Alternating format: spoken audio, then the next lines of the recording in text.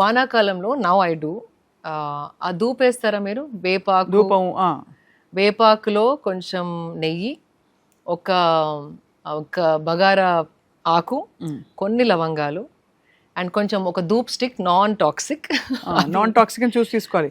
So మళ్ళీ చెప్తాను, బగారా ఆకు అంటే బిర్యానీలో వేసే ఆకు, బే లీఫ్ ఒకటి మీకు కావాలని ఒక వీడియో పంపుతాను, మీరు you can post it. Sure bay leaf ఒకటో రెండు, లవంగాలు ఒక 4-5, తర్వాత వేపాకు చాలా, అండ్ దాని తర్వాత నెయ్యి, ధూప్ స్టిక్, కర్పూరం. ఆ ధూప్ స్టిక్ ఎందుకు? వాసన కోసం, త్వరగా అంటుకోవడానికి. కర్పూరం కూడా పచ్చి కర్పూరం, నాట్ దట్ కెమికల్ ప్లాస్టిక్. చిన్న ప్లాస్టిక్ నో అదే చాలండి. చాలా ఇప్పుడు పర్ఫెక్ట్ షేప్డ్ కర్పూరం ఏదైతే వస్తుందో అదంతా సింథటిక్. అవును. సో ఇవన్నీ వేసేసి ఏం చేయాలి? జస్ట్ అంటించేయండి. ఆ పొగ వచ్చిన తర్వాత ఇల్లంతా తిప్పేస్తే it is one of the most positive thing to do. అంటే ఆ వేపాకులో గుణం ఏంటంటే it gives out different kind of energy when it burns. అదే సేమ్ విత్ నెయ్యి కూడా.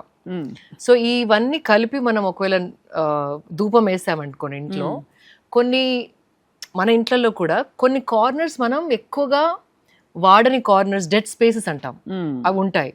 ఆ ప్లేసెస్లో ఎక్కువ వాడము, అక్కడ ఎక్కువ చీపురు వెళ్ళదు. సో ఎనర్జీస్ అనేటివి ఆ కార్నర్స్లో బ్లాక్ అయి ఉండిపోతాయి.